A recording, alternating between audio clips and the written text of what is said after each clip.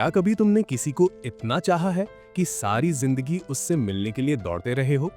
ये कहानी है एक ऐसी ही लड़की की जिसने अपनी पूरी जिंदगी बस एक इंसान से मिलने के लिए लगा दी। उसके दिल में बस एक ही चाहत थी कि उसे किसी भी तरह उस इंसान को ढूंढना है जिसको वो खुद से भी ज्यादा चाहती थी। इस सफर में ना उसे बर्फ के तूफान का डर, ना आंधी का डर, ना ही उसने लोगों की बातों की परवाह की। कहानी की शुरुआत में एक फीमेल एस्ट्रोनॉट स्पेसक्राफ्ट के अंदर घुस रही होती है, चाहे खतरा कितना भी बड़ा क्यों ना हो। तभी अचानक स्पेसक्राफ्ट जोर जोर से हिलने लगता है क्योंकि लॉन्च होने की तैयारी चल रही थी। उसी वक्त एक आदमी अपने कंप्यूटर स्क्रीन पे यही मूवी देख रहा होता है, लेकिन अगले ही पल उसका घर सच में हिलने लगता है, जैसे जमीन कंप रही हो। पर थोड़ी देर बाद सब नॉर्मल हो जाता है। उस आदमी का नाम था गैनिया। वो एक जर्नलिस्ट था। वो अपने फोटोग्राफर ईडा के साथ मिलकर एक डॉक्यूमेंट्री बनाने जा रहा था एक लेजेंडरी एक्ट्रेस चियोको के ऊपर। जो मूवी गैनिया देख रहा था वो भी चियोको की ही फिल्म थी। चियोको अब अकेली रहती थी, बैम्बू के जंगल के बीच एक पुरानी सी जगह पे। बहुत सालों से वो पूरी दुनिया से दूर थी, सिर्फ एक मेड उसके साथ रहती थी। जब चियोको सामने आई तो उसकी एक अलग ही रोशनी थी। 75 साल की उम्र में भी वो इतनी खूबसूरत, इतनी शांत और एलिगेंट थी। उसके चेहरे के नीचे वाला वो छोटा सा ब्यूटी मार्क अब भी उतना ही प्यारा लग रहा था। गेमिया, जो एक जर्नलिस्ट होने के साथ साथ उसका फैन भी था, उसे देखते ही हल्का सा लाल पड़ गया। उसने तुरंत एक छोटी सी गिफ्ट बॉक्स उसके हाथ में दी। अंदर एक पुरानी सिंपल सी चाबी थी। चियोको ने जैसे ही चाबी देखी उसका चेहरा बदल गया। वो चाबी सिर्फ किसी चीज को नहीं खोलती थी, वो तो उसके पूरे जीवन की कहानी से जुड़ी हुई थी। जैसे ही उसने उसे हाथ लगाया, घर एकदम से हिलने लगा। कुछ देर के लिए हवा में अजीब सी बेचैनी फैल गई। इंटरव्यू के दौरान चियोको ने कहा, जिंदगी में हर बड़ा पल एक अर्थक्वेक के साथ आया है। उसने बताया कि उसका जन्म 1923 के भूकंप में हुआ था और बाद में एक और भूकंप में उसके पिता ने अपनी जान गंवा दी। उसे हमेशा लगता था कि पिता ने अपनी जिंदगी उसके बदले में दी है। शायद इसी वजह से उसके बचपन में हमेशा एक गिल्ट, एक बेचैनी बनी रही। उसके पिता की शॉप की वजह से माँ और वो आराम से जी पाए, पर चियोको का दिल कहीं और था। जब माँ से झगड़ा हुआ तो वो उदास होकर अकेले ही निकल पड़ी। बर्फ से ढकी सड़क पे वो चल ही रही थी कि तभी एक आदमी अचानक उससे टकरा गया और दोनों गिर गए। उस आदमी ने तुरंत हाथ बढ़ाया और उसे उठाया। बस एक पल के लिए उनकी नजरें मिली और जैसे दोनों की किस्मत वहीं लिख दी गई हो। लेकिन पीछे से फौजी लोग दौड़ते हुए आए और वो आदमी दीवार के पार चढ़ के भाग गया। जब सोल्जर्स ने पूछा कि क्या उसने किसी को देखा है, तो चियोको ने बिना सोचे झूठ बोल दिया। उसने खून के निशान छुपा दिए और उन्हें गलत रास्ता दिखा दिया। बाद में वो भी उस दीवार के पार गई और वहां उस आदमी को छुपा हुआ पाया जो अपने घाव पे कपड़ा बांध रहा था। वही पल था जब दोनों के बीच एक रिश्ता बन गया। चियोको उसे रोज मिलने जाने लगी, चुपके से उसके लिए खाना लाती। वो आदमी एक पेंटर था, शांत, अजीब सा। उसके पास एक अधूरा स्केच था और वो कहता था कि उसका घर होकाइडो में है, एक ऐसी जगह जहां सर्दियों में सब कुछ सफेद हो जाता है, जैसे दुनिया एक नई जगह बन गई हो। उसकी बातों में कुछ ऐसा था जो चियोको के दिल को छू गया। उसने कहा, जब सब कुछ शांत हो जाएगा तो मैं तुम्हें होकाइडो की बर्फ दिखाने ले जाऊंगा। ये सुनकर चियोको के गालों पे लाली आ गई, लेकिन उसने ये भी कहा कि उसे मंचूरिया जाना पड़ेगा अपने दोस्तों के साथ जंग लड़ने। उसने अपने गले में लटकी एक चाबी दिखाई और बोला, ये किसी बहुत खास चीज का राज खोलती है। चियोको ने बस उसकी बात दिल में रख ली। उस वक्त वो समझ नहीं पाई थी कि ये चाबी उसकी पूरी जिंदगी का मोड़ बनने वाली है।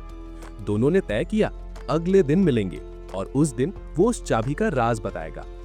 वो मीठा सा वादा सुनकर चियोको के दिल में एक अजीब सी रोशनी भर गई। उसके चेहरे पे खुशी चमक रही थी। उसकी सहेलियां मजाक में बोली, लगता है तुझे किसी से प्यार हो गया है ना? चियोको बस शर्मा गई, कुछ नहीं बोली। शायद यही होता है पहला प्यार। लेकिन जब वो स्टोर रूम पहुंची तो उसने देखा दरवाजे के पास एक खून से भरा पाउच पड़ा था और उसके साथ पेंटर की चाबी। उसका दिल जोर से धड़कने लगा। उसे समझ आ गया कि कुछ गड़बड़ है। वो तुरंत घर भागी। वहां देखा तो फौजियों का झुंड उसके घर के बाहर था। घर के स्टीवर्ड ने चुपके से कहा, वो आदमी सेफ है और स्टेशन की तरफ जा रहा है। ये सुनते ही चियोको भी बिना सोचे स्टेशन की तरफ दौड़ पड़ी। बर्फ की आंधी में हवा के खिलाफ वो पूरी ताकत से भागती गई। ना उसे ठंड महसूस हुई, ना घाव, ना थकान। सिर्फ एक चाहत थी, उसे एक बार और देखने की। लेकिन जब स्टेशन पहुंची तब तक देर हो चुकी थी। उसने भीड़ में उसकी पीठ देखी, लेकिन उसे बुला नहीं पाई। वो बस दौड़ती रही, हाथ बढ़ाती रही, पर कभी अलविदा कह नहीं पाई। और वही पल उसके दिल में बस गया, जैसे वो चाबी उसकी पूरी जिंदगी का राज बन गई हो। पेंटर ने कहा था, मैं तुम्हें बर्फ दिखाने ले जाऊंगा, और चियोको ने वादा किया था, मैं तुम्हें ढूंढ के रहूंगी, चाहे जिंदगी भर लग जाए, चाहे नाम तक ना पता हो। उस एक छोटी सी मुलाकात ने चियोको के दिल में इतना गहरा प्यार भर दिया कि उसने कसम खा ली, मैं उसे जरूर मिलूंगी, चाहे जिंदगी भर क्यों ना लग जाए। जब उसे पता चला कि वो पेंटर मंचूरिया गया है, तो उसने बिना सोचे टैलेंट स्काउट का ऑफर मान लिया। उसे स्टारडम की परवाह नहीं थी, वो बस उसे ढूंढना चाहती थी। और यहीं से चियोको की फिल्म करियर की शुरुआत हुई। स्टूडियो में उसका परिचय कराया गया एक मशहूर एक्ट्रेस से, मिस युकिको। वो घमंडी थी, थोड़ी ठंडी सी। उसने चियोको को ऊपर से नीचे तक देखा और उसका मजाक उड़ा दिया। पर चियोको को फर्क नहीं पड़ा, उसके दिल में तो बस एक ही आस थी। एक यंग डायरेक्टर था गोरो। उसने पहली बार चियोको में कुछ अलग देखा, एक सच्चाई, एक मासूमियत। वो एक अमीर घर से था, लेकिन दिल से सीधा आदमी। जब उसने पूछा, तुम मंचूरिया क्यों जाना चाहती हो, तो चियोको ने ईमानदारी से कहा, मैं किसी को ढूंढ रही हूँ। और फिर हल्का सा मुस्कुरा के बोली, मुझे उसका नाम तक नहीं पता, लेकिन दिल के किसी कोने में यकीन है कि हम जरूर मिलेंगे। उस दिन से चियोको ने अपनी हर सुबह और हर शाम उस पेंटर को याद करते हुए गुजारी। सेट पे शूटिंग के दौरान वो बार बार अपने डायलॉग्स भूल जाती थी। डायरेक्टर चिल्लाता, लोग हंसते, पर वो हार नहीं मानती। एक असिस्टेंट ने कहा, जब दिल से महसूस करेगी तो लाइंस खुद आ जाएंगी। और ये बात चियोको के दिल में बैठ गई। उसने अपने दर्द, अपनी चाहत और उस पेंटर के लिए प्यार को अपनी एक्टिंग में डाल दिया। और धीरे धीरे सबने उसकी तारीफ करनी शुरू कर दी, खासकर गोरो, जो कहता था, तुम में कुछ खास है। पर उसके लिए सिर्फ एक चीज खास थी, वो चाबी और उसका मालिक। एक दिन युकिको ने कहा, तुम्हारे लिए एक फॉर्चून टेलर है, बहुत सही बोलता है। चियोको तुरंत वहां पहुंची। फॉर्चून टेलर ने कहा, जिसे तुम ढूंढ रही हो वो उत्तर दिशा में है।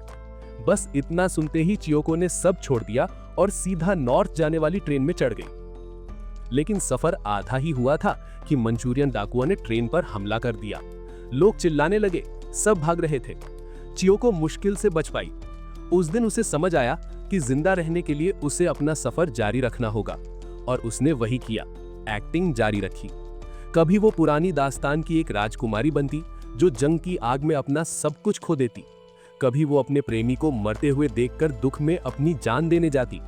लेकिन उसी पल एक बुढ़िया दिखाई देती जो किस्मत का चक्की घुमा रही होती। वो चियोको को धोखा देती और उसे मिलेनियम टी पिला देती। फिर उसे श्राप देती, तुम हमेशा एक अमर आग में तड़पोगी, प्यार के दर्द में सदा जलती रहोगी।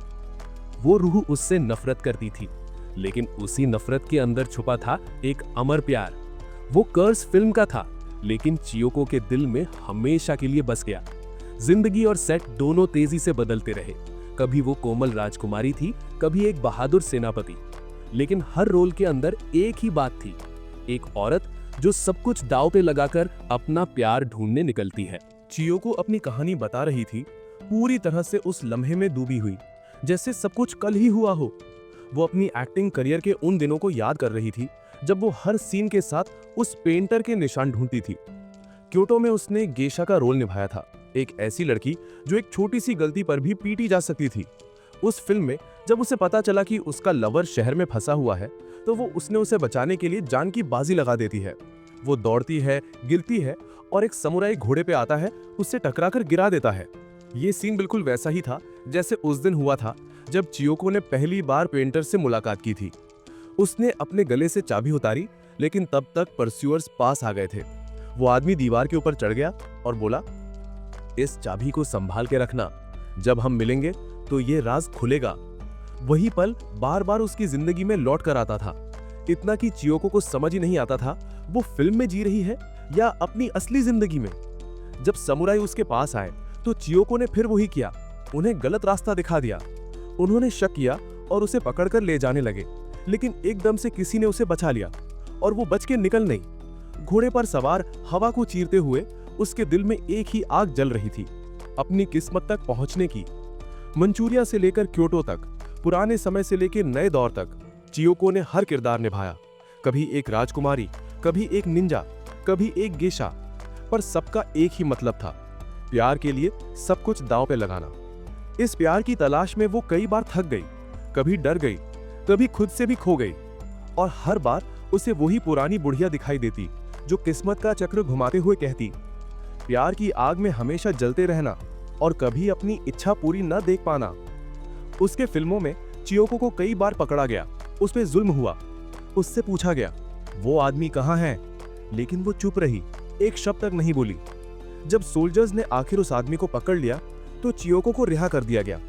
दूर से उसने उस आदमी का साया देखा और पूरी ताकत से जेल के दरवाजे पे हाथ मारा, सिर्फ एक बार और देखने के लिए। उसे पता था ये सब एक्टिंग है, लेकिन दिल के इमोशंस असली थे, क्योंकि उस सेल के डोर के उस पार वो पेंटर कभी नहीं होता था। हर फिल्म खत्म होती तो वो अगले रोल में चली जाती, शायद उस नए रोल में वो उससे ढूंढ पाए। जंग के दिनों का दर्द उसके अंदर बस गया था। वो अपनी माँ को याद करने लगी, घर लौटने की इच्छा होने लगी, लेकिन जब वापस गई तो देखा वो पुरानी मिठाई की दुकान तो बिखर चुकी थी। उसने बचपन के लाल जूते उठाए और आंखों से आंसू बह गए।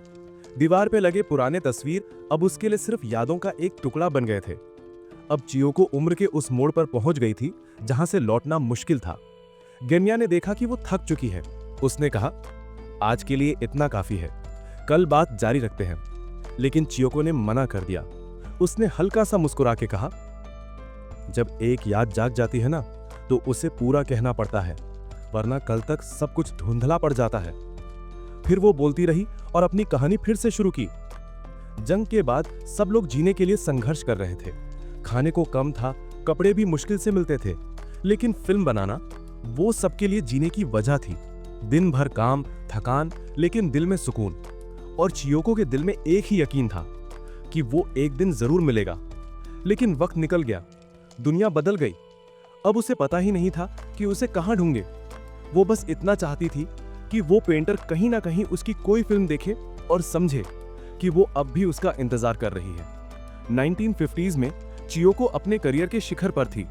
उसी दौर में गेन्या भी एक छोटे से क्रू मेंबर के रूप में गोरो के सेट पर काम करता था, लेकिन उसके पास कभी मौका नहीं था चियोको से बात करने का। डायरेक्टर गोरो अलग था। उसे मालूम था कि चियोको का दिल अब भी उस पेंटर के लिए धड़कता है, फिर भी उसने अपना दिल रख दिया उसके सामने। उसके शब्द ने एक पल के लिए चियोको के दिल को हिला दिया। उसने महसूस किया, इतने सालों की दौड़ के बाद अब वो जवान नहीं रही। वो सोच ही रही थी कि शायद अब उसे गोरो के प्यार को मान लेना चाहिए, कि तभी उसका वाइन ग्लास उसके सीने से टकराया और चाबी से एक हल्की सी आवाज निकली, एक छोटी सी छनक। उस आवाज ने उसे रोक दिया और उसने सोचा, थोड़ा और रुक जाती हूं, शायद वो वादा अभी भी बाकी है। चियोको की मां बार बार उसे समझा रही थी कि अब शादी कर ले, किसी भरोसेमंद इंसान को ढूंढ और एक सुकून भरी जिंदगी जी। वो कहती थी, ये बेकार का जुनून छोड़ दे चियोको, तू ये भी नहीं जानती कि वो आदमी जिंदा भी है या नहीं। उसी वक्त शीशे के पीछे अचानक वो बूढ़ी औरत, वही ओल्ड क्रोन दिखाई दी। तभी चियोको को एहसास हुआ कि वो एक फिल्म की शूटिंग कर रही थी। बस फर्क इतना था कि जो डायलॉग उसने बोले थे वो उसके अपने दिल के सच्चे जज्बात जैसे लग रहे थे। लेकिन डर की बात यह थी कि उस सीन के खत्म होते ही वो की गायब थी। चियोको ने पूरी टीम से उसे ढूंढने की गुजारिश की, हर कोना छान मारा, मगर वो की कहीं नहीं मिली। की के खो जाने के साथ ही चियोको को एक बात समझ में आई, वो उसे सच्चे दिल से चाहती थी। लेकिन अब उसे ये भी याद नहीं था कि उसका चेहरा कैसा था। की खोने के कुछ वक्त बाद चियोको ने गोरो से शादी कर ली। उसे लगा जैसे दिल का एक हिस्सा उसी की के साथ खो गया हो। अब वो उम्र पार कर चुकी थी जहां इंसान बिन सोचे किसी ख्वाब के पीछे भागता है। अब उसने अपने घर और फैमिली की जिंदगी पर ध्यान देना शुरू कर दिया। फिर एक दिन घर साफ करते वक्त उसे वही खोई हुई की मिली। वो कुछ किताबों के पीछे गिरी हुई थी। चियोको ने गोरो से पूछा, ये की यहाँ कैसे आई? लेकिन गोरो बस हल्का सा मुस्कुराया और कुछ नहीं बोला। थोड़े समय बाद युकिको ने उसे सच बताया। वो पूरा प्लान गोरो का था ताकि वो चियोको का दिल जीत सके। यहाँ तक कि युकिको ने उस चोरी के सीन में भी गोरो की मदद की थी। युकिको बोली कि उसे हमेशा से गिल्ट रहता था, यहाँ तक कि जब उसने चियोको को उस फॉर्चून टेलर से मिलवाया था वो भी गोरो के प्लान का हिस्सा था। असल में युकिको जब से चियोको से पहली बार मिली थी वो उसके टैलेंट और खूबसूरती से जलने लगी थी। तभी एक दिन उससे मिलने एक आदमी आया। वो वही सोल्जर था जिसने सालों पहले उस पेंटर को पकड़ा था। अब उसकी एक आंख और एक टांग दोनों जा चुकी थीं। चियोको उसे देखकर नफरत से भर गई, लेकिन वो सोल्जर बोला, मैं अपने गुनाहों का प्रायश्चित करने आया हूं। उसने बताया कि उसने सालों पहले एक पेंटर को गिरफ्तार किया था जो अपने पीछे एक चिट्ठी छोड़ गया था। उस चिट्ठी में लिखा था कि वो चियोको का ऐसा कर्जदार है जिसे वो कभी नहीं चुका सकता। वो सोल्जर जमीन पर झुककर माफी मांगने लगा और चियोको के हाथ कांपते हुए उस चिट्ठी को खोला। पुरानी यादें जैसे फिर से जिंदा हो उठी। बिना कुछ सोचे चियोको ने उसी पल घर छोड़कर निकल पड़ी, उसी मोहब्बत को ढूंढने के लिए जिसके लिए वो जिंदगी भर भागती रही। वो ट्रेन में बैठी जो सबसे तेज होकाइडो की तरफ जा रही थी। रास्ते में ट्रेन खराब हो गई तो वो जंगलों के रास्ते निकल पड़ी। चांदनी में दौड़ती रही, बिना रुके बिना थके। कई मुश्किलों से गुजरने के बाद जब वो आखिरकार पहुंची, वो आदमी कहीं नहीं मिला।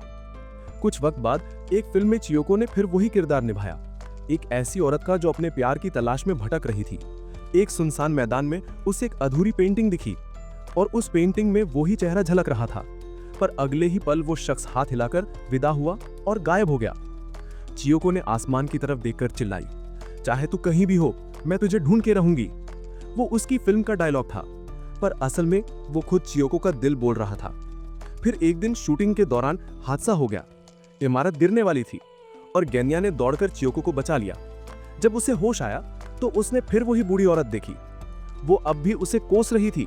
डर के मारे चियोको वहां से भाग गई और पीछे वही की गिर गई, जिसे गेन्या ने चुपचाप उठा लिया। उस हादसे के बाद अगले 30 सालों तक चियोको ने दुनिया से खुद को अलग कर लिया। गेन्या ने पूछा, तुमने ऐसा क्यों किया? चियोको ने मुस्कुरा के कहा, मैं नहीं चाहती थी कि वो मुझे बूढ़ी देखे। मैं चाहती हूं उसके दिल में मेरी वही तस्वीर जिंदा रहे। उसकी ये मोहब्बत कभी बूढ़ी नहीं हुई, हमेशा उस जवान लड़की की तरह चमकती रही जो किसी ख्वाब के पीछे दौड़ती है। अचानक फिर जमीन हिली, एक भूकंप आया। गेन्या ने दौड़कर चियोको को संभाला, लेकिन अब उसका शरीर बहुत कमजोर था। वो बेहोश होकर गिर गई। गेन्या उसे तुरंत हॉस्पिटल ले गया। चियोको जानती थी कि अब उसका वक्त करीब है, पर उसके चेहरे पर जरा भी डर नहीं था, क्योंकि अब जिंदगी के आखिरी मोड़ पर वो उस इंसान से मिलने जा रही थी जिसे वो हमेशा से ढूंढती रही थी। धीरे धीरे उसने आंखें बंद कर लीं और चियोको की ये दास्तां यहीं खत्म हो गई। उसने पूरी जिंदगी बस एक चीज के पीछे दौड़ लगाई, सच्चे प्यार के पीछे। उसके हर किरदार में वही थीम छिपी थी, चाहे दुनिया कुछ भी कहे, मैं अपना प्यार ढूंढ के रहूंगी। असल में चियोको जिस चीज के पीछे भाग रही थी वो कोई एक आदमी नहीं था, वो प्यार खुद था। जिंदगी में कुछ लोग इंतजार करते हैं कि कोई उनसे प्यार करे, और कुछ खुद प्यार करने की हिम्मत रखते हैं। जो लोग सिर्फ प्यार पाने का इंतजार करते हैं वो सुकून में तो रहते हैं, लेकिन उनका दिल डरपोक हो जाता है।